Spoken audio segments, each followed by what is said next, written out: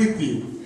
We have someone in the audience, our brother, our prophet, a man of God. A man of God. Paul says to Timothy, do not let people despise you for your young age. We're not going to despise Brother Lovell for being 24 years old. We're going to acknowledge him because he's a powerful man of God, because our witness is power. If you still doubt him, look at me. Now put your hands together for our prophet, Lovell.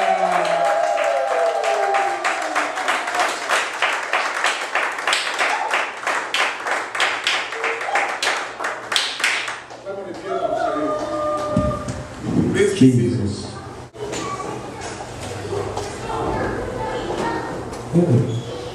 Amen. Can I hear your keyboard? Thank you.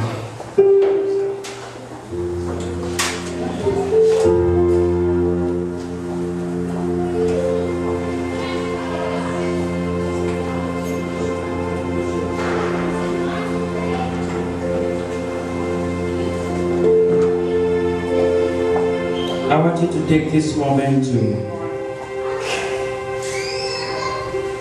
begin to surrender to God. Forget about your troubles. Forget about your challenges. Forget about that situation at home. And just surrender to God. Acknowledge His presence. Be aware, be conscious of His presence.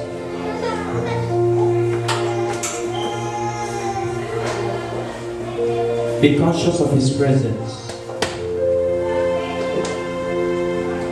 If you hold anyone in your heart, if you hold anything against anybody, this is the time when I want you to say, I forgive. If you hold anything against yourself, this is the time when you want to say, I receive God's forgiveness. I forgive myself for that mistake. If you feel like God holds anything against you, this is the time to say, Lord, I surrender to you. I receive your mercy. I receive your forgiveness. I won't let anything stand up my way this morning. I won't let anything hinder me this morning.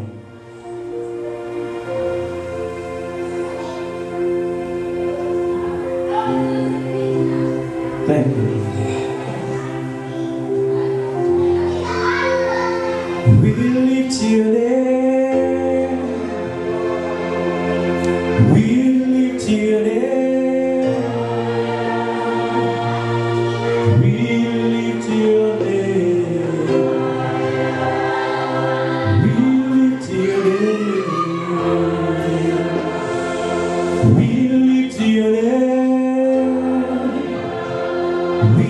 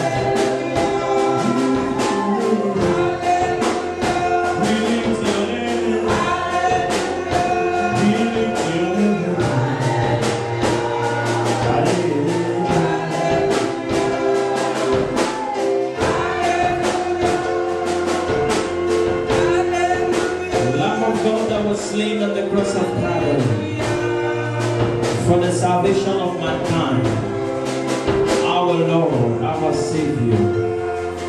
We give you praise, we worship you, we thank you, we adore you.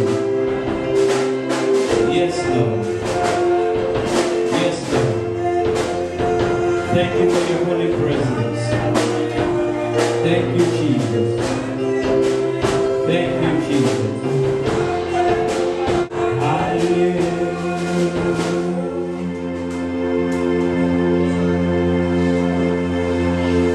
God of the morning, He's the same in the night time. When things go wrong, my God will make them alright. God of the mountain, He's the same in the valley.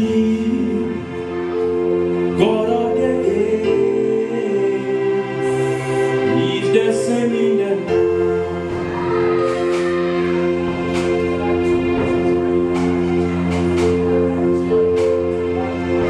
Jesus. You are with us in the fire, you are with us in the water. You promised to walk us through the valleys of the shadow of death. Thank you for your being with us. You've truly been Lord and God over our lives. We give you praise. We give you glory. We give you praise. We give you glory, Jesus.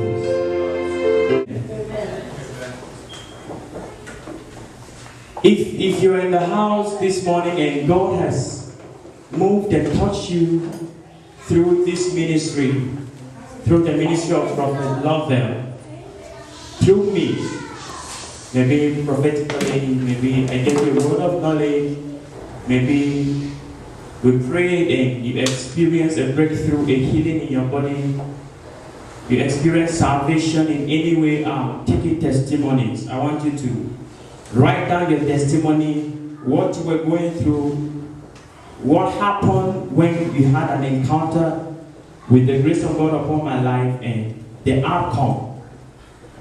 If I gave you a prophetic word, the prophetic word that was given to you, put it down and write it. I'm taking those testimonies. I began to do something in Cameroon. I began to do a magazine in Cameroon, which I really did not complete. But I think I still have a soft copy of that thing, where I put testimonies on it, and I put a message. And that was a vision that I had, to do that, you know. It's a way of reaching out to people and letting people know what God is doing. The Acts of Apostles, we will not be reading the Acts of Apostles today if somebody wasn't there to record them. We will not be reading the Acts of Apostles today if they were not taken down. Amen. We will not be reading them today if somebody just said, oh no, it's God. Forget about Peter. Peter's name would be in the Bible. Paul's name would be in the Bible. If you say, no, it's just about God, forget about Peter. Amen. Because I know people who talk like that. Say, forget about him. He's just a vessel. Look up to God. Amen. Hallelujah. Believe in God, you shall be established. Believe in His prophets, you shall prosper. I didn't say that, your Bible team. Amen. Amen. Hallelujah. So what I'm saying is, please write down your testimony, bring them to me. I'm trying to come up with something. And it'll probably be a mini book, just a little book of testimonies. I'm going to title it Chronicles of Miracles. Amen. If pick one gift to a loved one, send to a loved one, let them see what God can do in our day and time through a young man like me. If he can do that through a small boy like me, he can do that through anybody. If he can do that for you and I in this little gathering, in this house, he can do that for anybody. Amen. So let's encourage someone with our testimony. Let's bless somebody with the testimony. Hallelujah. Yeah. Do me that favor, write it. If you can type it, type. You can send it to me through email. You can bring a hard copy. And God will bless you for doing that. Amen. I was going through a write-up a few days ago. And I came across something which I want to share with you. Just a little piece. And this woman said, I quote, "The last night before dinner, I pulled out forks from the drawer and turned to my husband and in a casual tone said, 'Hobby, I just found a natural supplement that can curb your cravings for sweet things.' And the husband responds, 'No, I can't go for that.' He said, 'Because I don't want to lose my craving for you. You are the sweetest thing in my life.'" Amen. And when I came across this writing, Brother David, I thought this household, there is something peculiar about this household. There is something very unique about these two people who were in the conversation. And I began to think and think and think, and I realized that they knew how to make use of something that a lot of us have access to but don't know how to make use of. And I'm talking about words. I'm talking about words. That's going to be the title of my message this morning. Words. W-O-R-D-S. Words. Now this household, this man and his wife knew how to make use of words. They knew how to choose their words. They knew how to bring words that will bring comfort, that will bring peace in the house. Are you hearing what I'm saying? And that is something that a lot of us have access to. Not a lot. Every one of us has access to words, but we hardly make use of them. We hardly use the right words. We hardly talk to people in the right manner. We all are going through that, and sometimes before I even begin to speak to you about certain things, it is because God has spoken to me about it. Amen. God spoke to me one day and He said to me, "Your greatest asset as a prophet is the word of your lips." The word of your lips. And that is why this morning I'm speaking about words. Words have the power to bring peace, and words have the power to start war. I'm talking about words. Words have the power to bring direction. They also have the power to bring confusion. Words have the power to stir up anger. Words have the power to stir up strife. But words also have the power to stir up love and peace and joy. And that is why in the book of Proverbs, Solomon is speaking, and he goes to chapter 18 verse 21 and says, "I want you to be careful the way you use your tongue, because life and death is in the power of the tongue." Life and death is in the power of the tongue. I'm going through my Bible and I'm remembering and looking at this conversation between this man and his wife. And I thought to come and encourage someone this morning to choose the word to use. Because the primary purpose of your mouth is not to eat. That tongue wasn't given to you just to taste food. But that tongue was given to you to coin your life. That tongue was given to you to be able to choose the right words and construct the right sentences that can add color to someone's life. That can add beauty to your life. Are you hearing what I'm saying? And if you will make up your mind this morning to start using the right words, if you will make up your mind this morning to start talking right, you will see that your life will begin to take another direction. Are you hearing what I'm saying? Our sister stood up this morning to give a testimony, and she said, "My phone went off yesterday." She said, "I tried to call people and my phone wasn't working. I almost got discouraged, but I remember that I am the righteousness of God in Christ Jesus.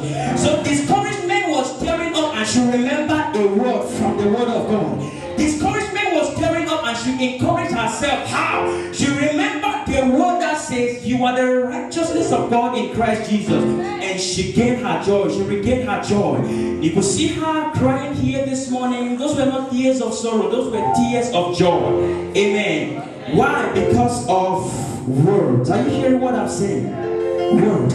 Words have the power to destroy, and words have the power to build. It's that life and death is in the power of the tongue. So if you walk into a situation one day and you see death manifesting, if you walk into a household one day and you meet someone on the bed sick, you meet someone manifesting a demon, manifesting a negative character, and you don't have to condemn that person. You don't have to even find out how that thing came about.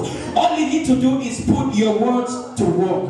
All you need to do is use your tongue correctly. Speak to the situation, speak to the sickness, speak to the challenge, and it will surely bow. Are you hearing what I'm saying? He said in the book of Matthew, if you have faith even as little as a mustard seed, you can say to a mountain, be removed from here and be casted into the sea, and it will be done according to your word. Your word. You can say to the mountain. You have to say it. Thinking it is not enough. So people say all you have to do is just sit in a certain position and meditate and think and hold something in your mind. That's not true. Go to the book of Genesis chapter 1 from verse 1. You will realize that the Bible says in Genesis chapter 1 verse 1, Brother David, it says in the beginning, God created the heavens and the earth. And the earth was void and without form. That is verse 2. I read this scripture and I'm thinking, how can God create something and then they record it to be void? They record it to be without form. They record it to be empty. He says God created the heavens. He created the earth. But the earth was void. The earth was without form. The earth was empty. And as I'm looking at this and I'm meditating through it, the Spirit of God shows me how God begins to fix that emptiness and fix that voidness and fix that darkness. The Bible says in verse 3, and God said, let there be light. And there was light. So even after God had created something, it didn't look good. God had to adjust it and beautify it through words. Whatever in your life that is not good, whatever you see that makes you cry, that makes you wonder whether you were a mistake or actually God sent you here for a purpose. This morning, as we begin to speak words of light, we begin to speak words of light. I want to assure you that that situation shall be adjusted. Your life shall be beautified. Your life shall be beautified. Your life shall be beautified.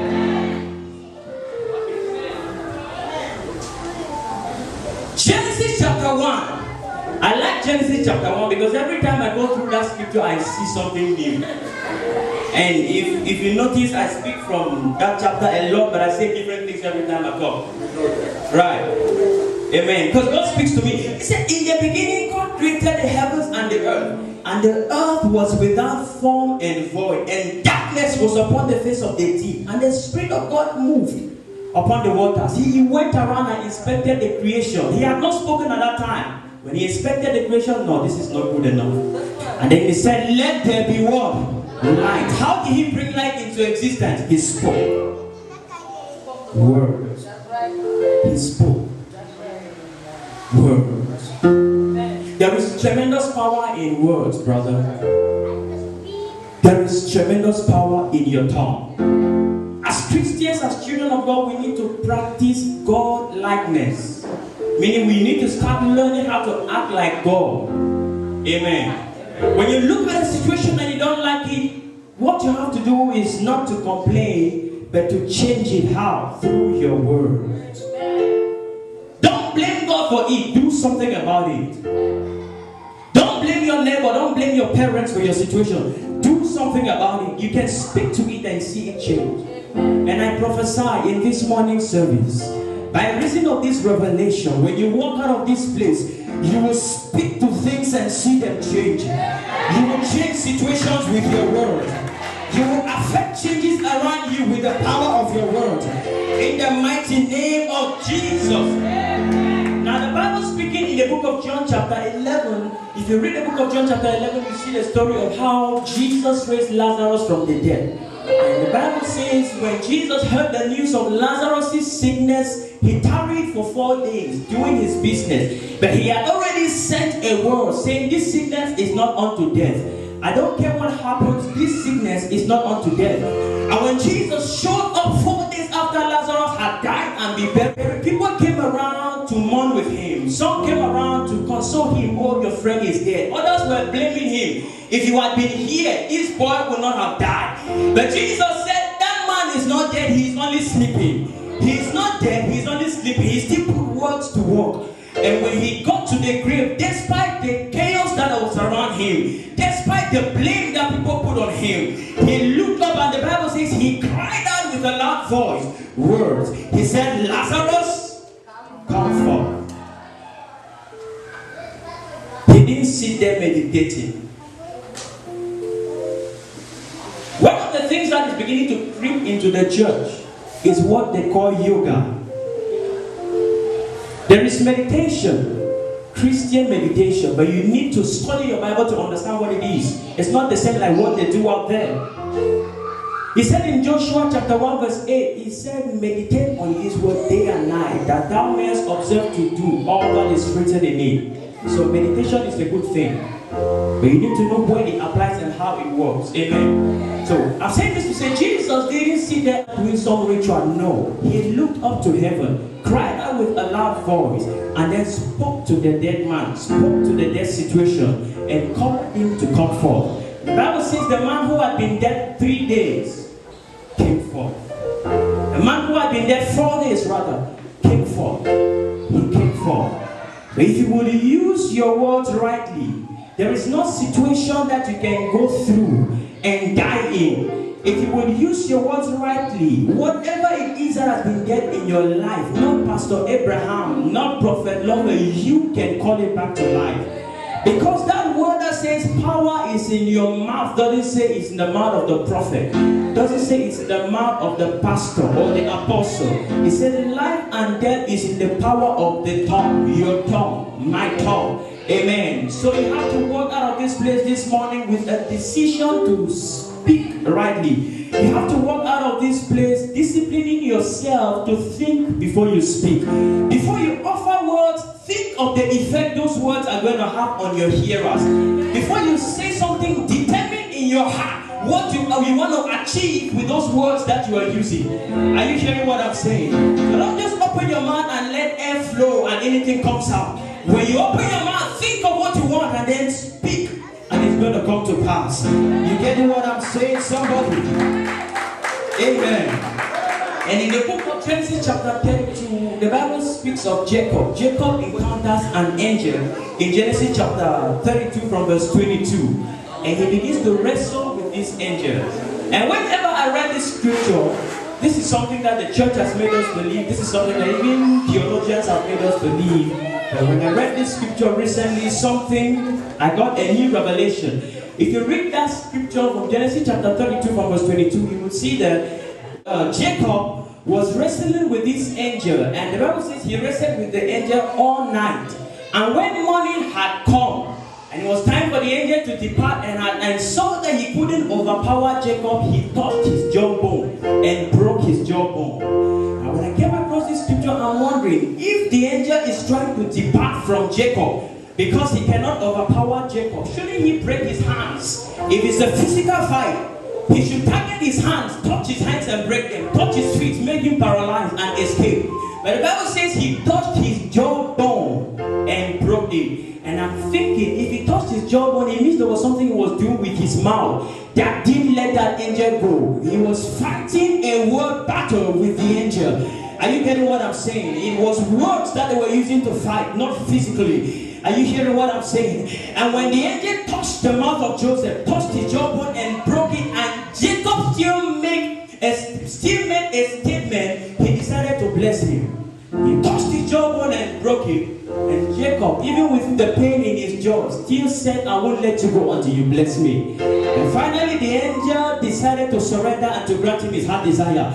I have struggled to depart from this one. I have said all I can. He keeps responding positively. He keeps acting knows the God that sent me. He keeps acting like he has faith in God. I have even touched his mouth to see whether he will forget about me and focus on the pain in his mouth and shut his mouth. But yet he has the boldness and the power to forget about the pain and focus on what he wants. And he has placed a request before me. The Bible says the angel blessed him. How did he bless him? He still used words. What is your name? Jacob. And he says, from today your name is going to be changed. What does Jacob mean? Jacob means thief. It means supplanter. It means karma. And he said, no doubt, your life is the way it is. From today, your name shall be changed from Jacob to Israel. What does Israel mean? Israel means one who prevails, one who succeeds, one who prospers. Are you getting what I'm saying? One who has found favor with God. That's what Israel means. So how did the angel bless Jacob? He used words. Your name shall no longer be Jacob, but it shall be Israel. And from that day, Israel has been blessed till tomorrow. Till tomorrow, Israel is blessed. Words. Words. Words. I want you to turn to your neighbor to the left and to the right. Say brother, say sister. If it's a sister sitting next to you, tell them, use your tongue rightly. Use your tongue rightly. Now this is an instruction to use words. You see some people quiet. Use your tongue right. Let me see who is talking now. Use your tongue rightly. Use your tongue rightly. Use your tongue correctly. Amen. Use your tongue correctly. Because there is tremendous power in words. Jesus Christ gets to this river. He gets to this ocean side and meets somebody who has been sitting there, the Bible says, for 38 years. And begins to converse with the person. And he asks the person, are you willing to be made whole? Are you willing to be made well? And the person responds and says, I have no man to help me. He responds and says, I have no help. I need help, but I don't have help. And how did Jesus get him out of that situation? He spoke words to him. He said, stand up on your feet, pick up your bed and go home. No prayer. Stand up, an instruction. Stand up, pick up your bed and go home. And instantly, someone who had been down for 38 years, miraculously got his healing. Through words. I want you to understand that when I stand here to speak to you, when I stand here to minister, my greatest strength is not just the ability to see things, but the words that I speak. If you will benefit anything from this man of God, you have to listen to the words that I speak. You have to receive them with faith. Because I can't talk to everybody, and there will be services that I won't even talk to anybody. Because in any army, there is a commander, and I don't speak until he commands me to speak. Amen. You get what I'm saying? So my greatest benefit to you is not just the ability to see, but the ability to speak the word of God, which you in turn receive by faith. I hope you know I see. Hope you know I see. Amen. I just thought of something right there. Last Saturday night, God showed me something. He showed me what happened Monday, Tuesday, Wednesday. The burning down of houses and all that. And when I got to church Sunday morning, it was on my mind, but it escaped my mind. And I was going to announce it that we prayed about it. I forgot. When I was driving home, that's my mom sitting right there. I told her, I said, God showed me something. I saw people losing their houses to fire. And I said, it's very, very unlikely for there to be fire in California at this time because it's not that hot. We knew about fires during the summer, breaking out in bushes. But I didn't just talk about fire. I said people were losing their houses, their businesses to fire. And we ought to pray. I forgot. My mom is sitting right there. I told her, Monday you saw the news. You saw what was happening. With people's houses being burned down, cars being burned down, businesses being burned down. Amen. So I'm trying to say that yes, I see, but if you must grab what God has deposited in me, your focus should not only be that He should see what I'm going through, but that He should speak a word that is pertaining to my situation. And as I do that, you have to receive it by faith. Amen. Amen.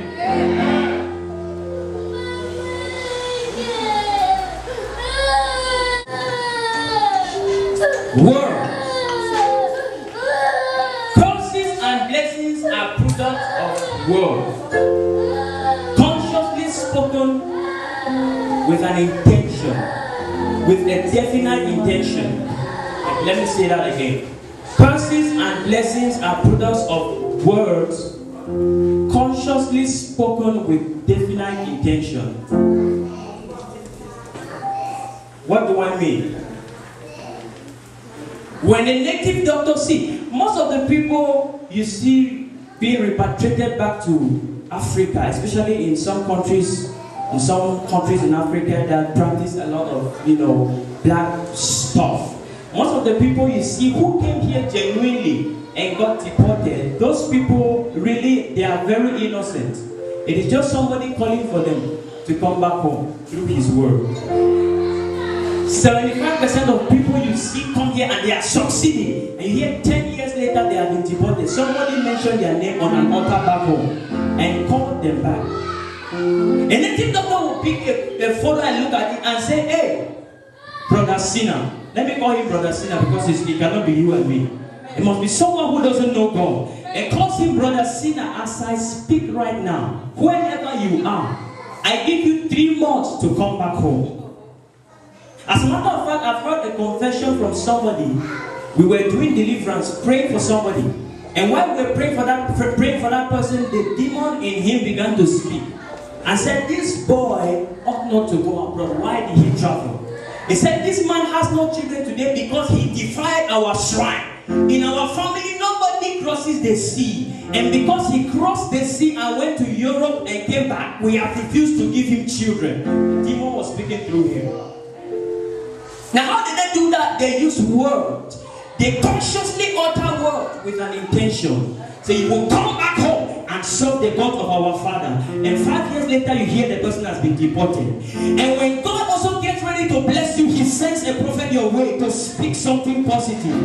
When God gets ready to change your situation, He sends someone your way who understands the God that He serves and understands the power of words to say something positive about your situation. It doesn't matter who has spoken in your life. It doesn't matter the atmosphere in which you came from into this church. In the name of Jesus, as a prophet of God, I release blessings into your life. I consciously bless you this morning. I consciously bless you this morning. I consciously bless you this morning. I consciously bless you this morning. In the mighty name of Jesus.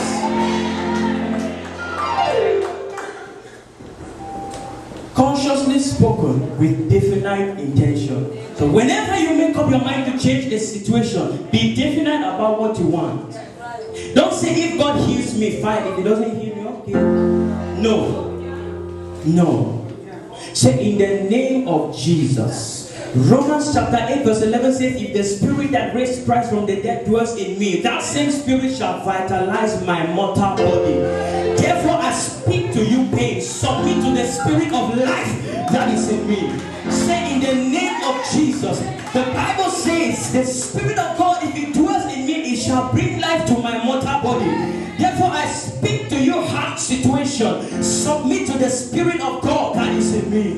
Are you hearing what I'm saying? So be conscious about what you want. Be definite about what you want. Say it, it will come to pass.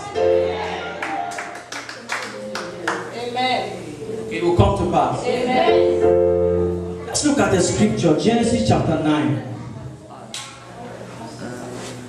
I've quoted many scriptures, but I haven't opened any. Genesis chapter 9.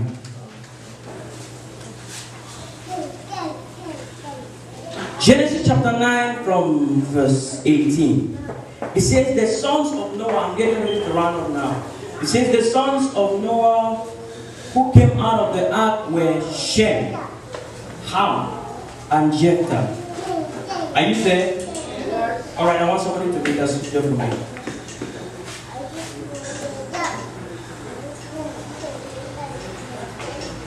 Read that scripture with a loud voice.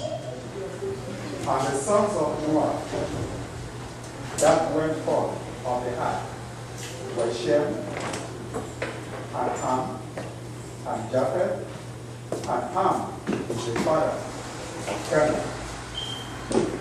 These are the three sons of Noah, and of them was the whole earth overspread. And Noah began to be an husbandman, and he planted a vineyard. He planted a vineyard. Go ahead. And he drank of the wine. When he drank some of its wine, he became drunk and lay uncovered inside his tent. Continue from 22. And Ham, the father of Canaan, saw the nakedness of his father, and told his two brethren to that. And Shem and Japheth took a garment and laid it upon both their shoulders, and went backwards and covered the nakedness of their father, and their faces were backwards, and they saw not their father's nakedness. And Noah awoke from his wine, and knew what his younger son had done to him. had done unto him. And he said, And he said, Cursed be Canaan, a servant of servants shall he be unto his brethren. And he said, Blessed be the Lord, God of Shem, and Canaan shall be his shall servant. be his servant. Amen. Now, this is the story of, we just read it.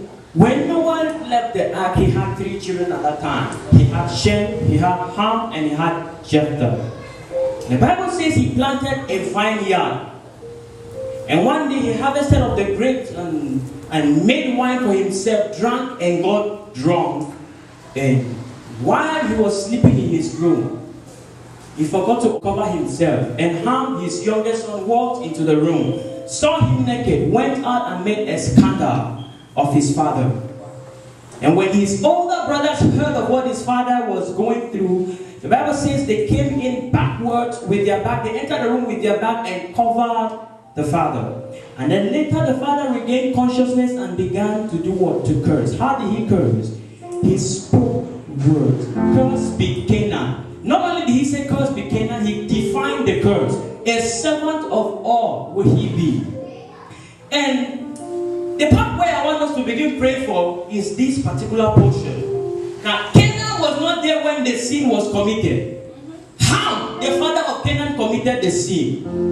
And Noah gets up, instead of cursing Ham, he is cursing Canaan. Why? I explain to you. In Genesis chapter 9 verse 1, the Bible says, and God blessed Noah and his sons, saying, be blessed, prosper in all that you do, subdue the earth. So the sons of Noah already had the blessing upon their life. Therefore, they couldn't carry any curse. Now, whom God has blessed, no man can curse. And I declare that the blessings of God that are coming upon you this season will resist any form of curse in the name of Jesus. Canaan wasn't there when the sin was committed. It was Ham, the father of Canaan, who committed the sin. But because he was curse resistant, the curse had to come upon Canaan. And he began to speak words. He said, curse be Canaan, a servant of all will he be. He said, Jephthah, you will prosper in all that you do. Shem will share your household, but Canaan will be your servant. And I'm thinking, this boy is innocent. And when he grows up, he'll be going through stuff and going through things and wondering what is happening, not knowing it is the sin of his father's house, the sin of his mother's house. This morning, I want to pray and declare that whatever you are going through that is a result of your father's sin, whatever you are going through that is a result of the family you come from, in the name of Jesus, that situation must change this morning. That situation must bow this morning. That situation must bow this morning. That situation must bow this morning. That situation must bow this morning. Canaan was innocent. His father committed the sin. And somebody spoke words. Whatever words they have spoken over you, because of the sin of your forefathers, whatever words they have spoken over your business, your health, your children, because of the sins of your forefathers, because of the sins of your fathers, because of this morning service, I declare those words are brought to naught. Those words are nullified. Those curses are nullified. Those curses are nullified. Those curses are nullified. In the mighty name of Jesus. this morning shall be exchanged with a blessing.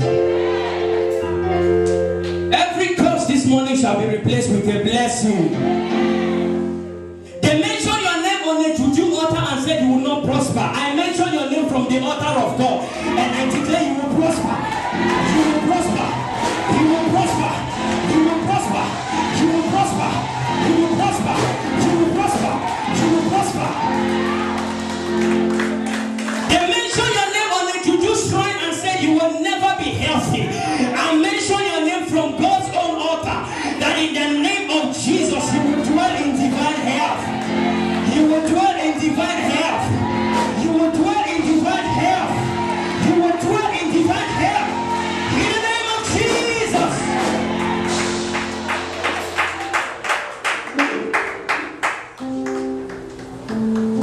Words consciously spoken with definite intention.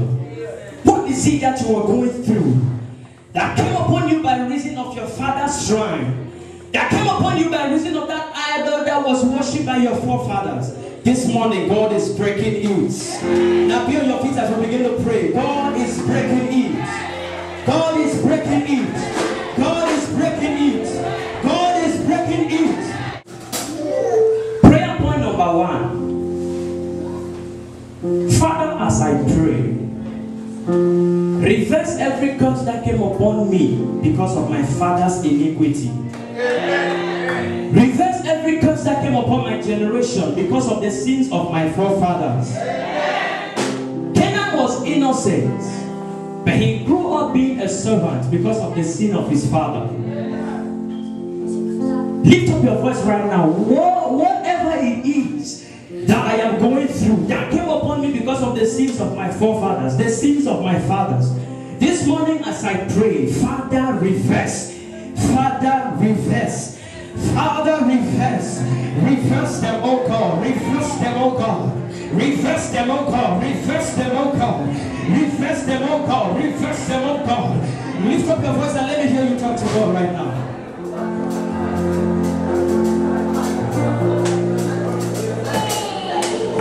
Everyone under the sound of my voice, if you trace your ancestry at some point, you will see there was idol worship. But this morning, by reason of this service, and the anointing that is very much present, you are about to be excluded from that family bloodline pattern. It might be you are going through what you are going through because somebody laid a curse, spoke certain words over your mom, over your father, saying the children from this man's loins will never prosper, saying the children from this man's loins will never see light, saying the children from this man's loins will never go anywhere in life. This morning with your mouth you can reverse it. You don't think prayer, you pray. You pray prayer. Lift up your voice and pray. Speak to God. Speak to the situation. Remember your family. Remember that thing that your sister is going through. That you are going through also. That your mother went through. It's a family bloodline pattern. It's a curse. It has to be broken this morning. Think of that thing that follows you, that has been following your brother, and you even see manifesting in your son's life. It's a curse. It has to be broken this morning. It has to be broken this morning.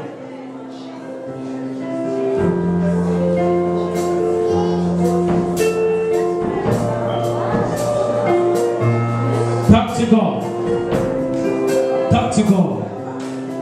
Talk to God. Talk to God. Talk to God.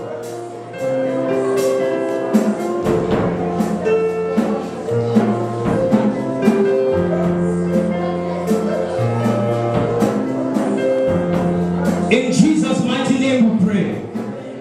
Now you're going to pray for your children.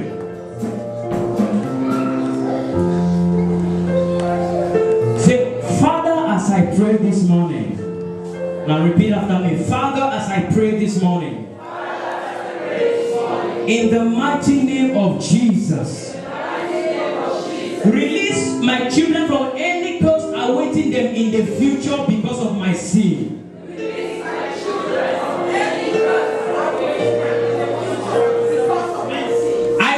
My children from any curse awaiting them in the future because of my sin.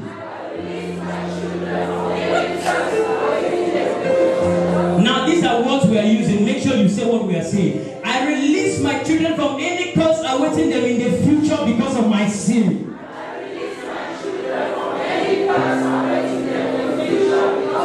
Lift up your voice right now and pray. Pray for your children. Pray for your children. Undergird your children. Cover your children. Pray for them. Pray for them. Pray for them. Pray for them. Pray for your children. I release my children, oh God. Whatever I did that has triggered a curse, this morning I release my children from that curse. I exempt them from that curse. None of my children will suffer because of my mistake. None of my children will suffer because of my error, because of my sin. In the name of Jesus, I free my children. In the name of Jesus, I free my children. In the name of Jesus, I free my children. In the name of Jesus, I free my children. My children shall be blessed. My children shall be prosperous. My children will fear God from their early age of life. My children will be God-fearing. They will be anointed. My children will be wise in all their ways. My children will have understanding. My children will have the spirit of might and counsel and work in them. The Spirit of God shall be upon my children from birth. In the name of Jesus, I speak blessings over my unborn children. I declare blessings over my unborn children. In the mighty name of Jesus, I release them from my mistakes. I release them from my mistakes. I bless them. I bless them. I bless them. I bless them. I bless them. Bless your children.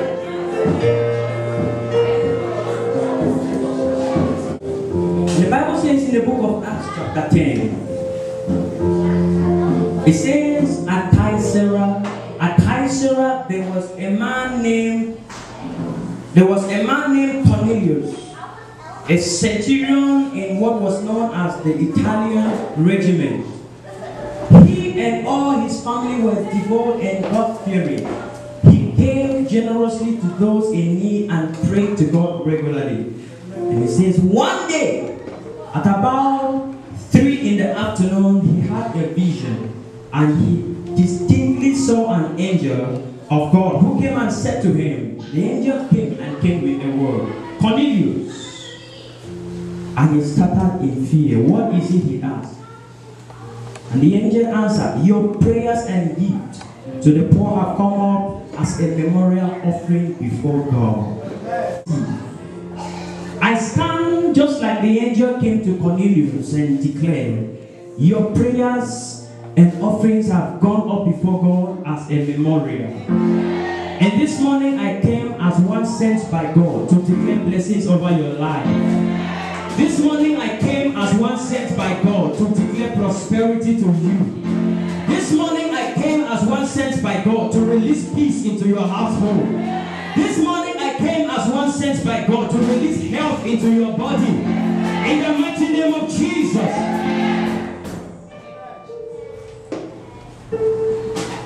I want to lay hands. I just want to lay hands upon each and every one and speak a word. Just declare a word. Declare a word.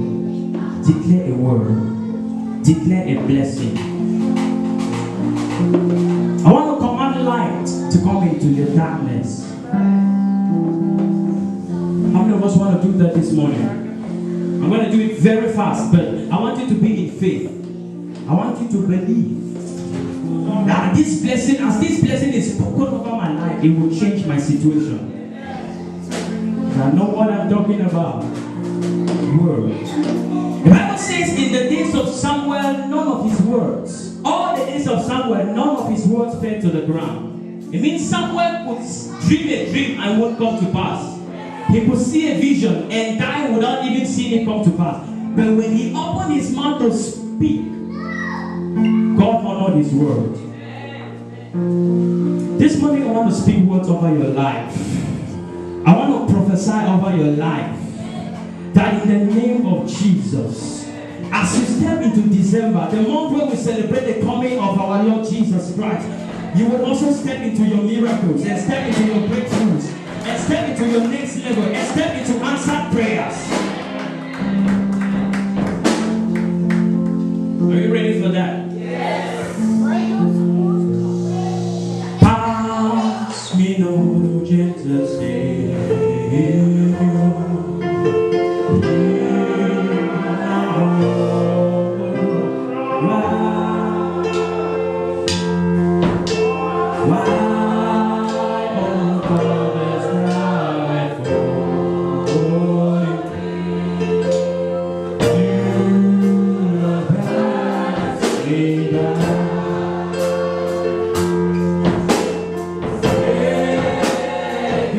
Let me hear you.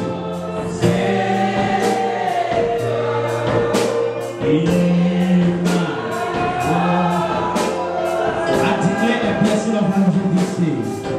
In the mighty name of Jesus. Whatever you are believing God for, I declare, receive it in the name of Jesus. I declare a blessing over you this day. And I declare answered prayers to you. I speak to you and I speak to your household. By the grace of God over my life, let a blessing, the blessing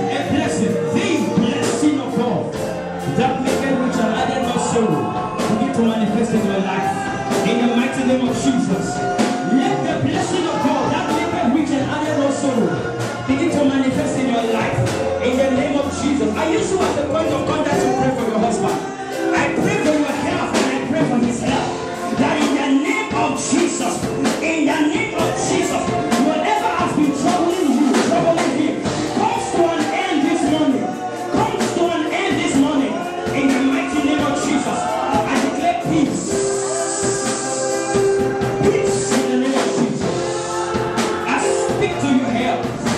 I command the power of resurrection, the power of our Lord Jesus Christ to empower you right now and heal your body. In the mighty name of Jesus, I put my words to work. I put my prophetic office to work. I put my prophetic mantle to work. And I declare healing over your life. In the mighty name of Jesus, I pray for you. And I release the power of God. That in the name of Jesus, whatever it is that you are going through, Jesus Christ sets you free. Jesus Christ sets you free. Jesus Christ set you free. Jesus Christ set you free. Jesus Christ set you free. In the mighty name of Jesus, I release the blessings of God over you. I release the blessings of God over your household. I release the blessings of God over your children. I command you to prosper in all that you do, in the works of your hands. Prosper in the mighty name of Jesus.